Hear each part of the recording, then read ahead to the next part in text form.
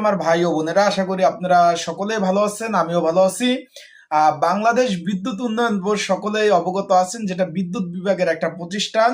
রাজস্ব খাতভুক্ত সাহায্যকারী পদে 1596 পদে 19তম গ্রেডে বিশাল বড় একটা নিয়োগ বিজ্ঞপ্তি তারা প্রকাশ করে।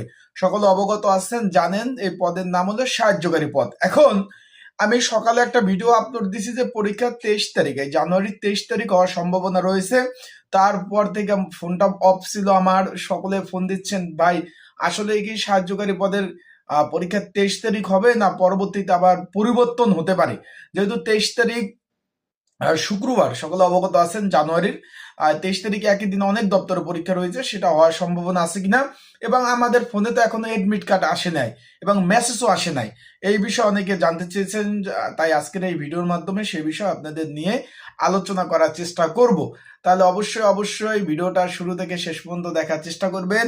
বিস্তারিত সকল বিষয় ইনশাল্লাহ আমার আজকের এই ভিডিওর মাধ্যমে জানতে পারবেন, যে 30 তারিখ হবে না পরবর্তী সপ্তাহে হবে, সেই বিষয়ে বিস্তারিত বিষয় আজকে জানিয়ে দিব।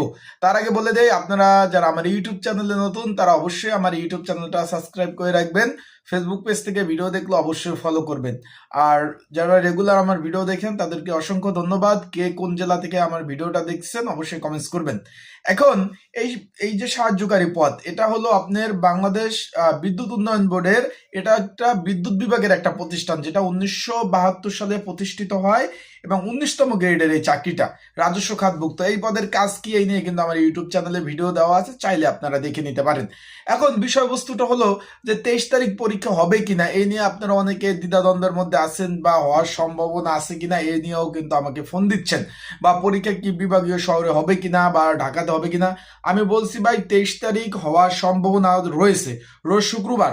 তারপর যদি কোনো কারণবশত হওয়ার সম্ভাবনা আছে, আমি কিন্তু বলি নাই যে ভাই 23 তারিখ হবে। আপনারা আমার কথাটা একটু যুক্তি সহকারে শুনবেন।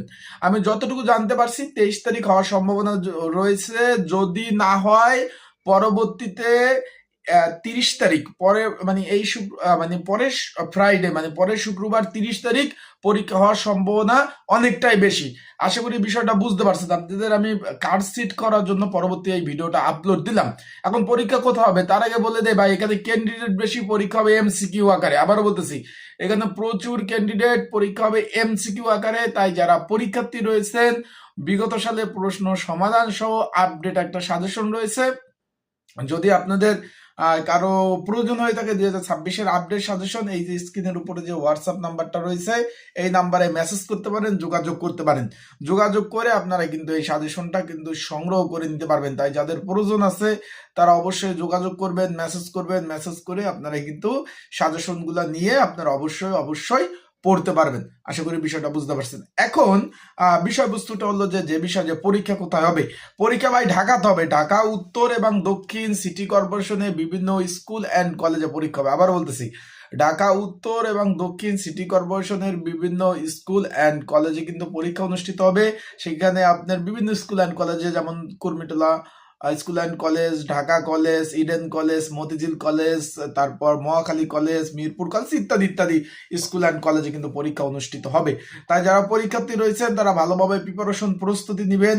ভালো প্রিপারেশন ছাড়া কিন্তু পাশ করতে পারবেন না। আবারও বলতেছি ভাই, যত ভালো প্রিপারেশন হবে আপনারা কিন্তু ভালো পাশ করতে পারবেন। ভালো প্রিপারেশন ছাড়া কিন্তু পাশ করা সম্ভব না। আর এখানে পরীক্ষার্থী অনেক। সকালে আমি বলছিলাম পরীক্ষার্থী অনেক, অনেকে তো বিশ্বাস করতেছেন না। তা নাই বলি যে পরীক্ষার্থী কত লক্ষ, বা অনেক বলতে কি লাখ লাখ বা লক্ষ লক্ষ, আপনারা যেভাবে বুঝেন সেভাবে আবেদন পড়ছে। নোটিশ দিলেই ইনশাল্লাহ আপনারা জানতে পারবেন কেমন আবেদন পড়ছে বা কিছু। আর আরেকটা বিষয় হলো, এখানে অনেকে জানতে চেয়েছেন যে ভাই এটার যে আমরা যে পরীক্ষা দিতে যাবো, আমার ফোনে তো মেসেজ আসে নাই। আপনাদের যদি যদি 23 তারিখ পরীক্ষা হয়, খুব শীঘ্রই ফোনে মেসেজ আসবে। আর যদি 30 তারিখ হয়, তাহলে আগামী সপ্তাহে পরীক্ষার ফোনে আপনাদের ফোনে মেসেজ আসবে। ইউজার আইডি পাসওয়ার্ড দিয়ে আপনার এডমিট কার্ড ডাউনলোড করতে পারবেন। আবার বলতেছি, ইউজার আইডি পাসওয়ার্ডের মাধ্যমে আপনার এডমিট কার্ড ডাউনলোড করতে পারবেন। কোনো ধরনের কোনো টেনশন নাই, কোনো কোনো কিছু নাই, আপনারা ডাউনলোড করতে পারবেন। তা ভালো থাকুন, সুস্থ থাকুন, চোখ রাখুন আমার ইউটিউব চ্যানেলে, আপডেট তথ্যগুলি ইনশাল্লাহ আপনাদের নিয়ে। আমি তো আপনাদের আর একটা বিষয়, আপনারা কে কোন জেলা থেকে আবেদন করছেন অবশ্যই কমেন্টস করে জানাবেন। আর আপনাদের যে কোনো বিষয়, চাকরির বিষয় যদি কোনো বিষয় জানার থাকে, কোনো তথ্য আপনার জানার থাকে, আমার হোয়াটসঅ্যাপ নাম্বার আছে, এখানে যোগাযোগ করতে পারেন। এছাড়া আমার এই যে কমেন্টস বক্স আছে, এখানে আপনাদের মূল্যবান মন্তব্য প্রকাশ করতে পারেন।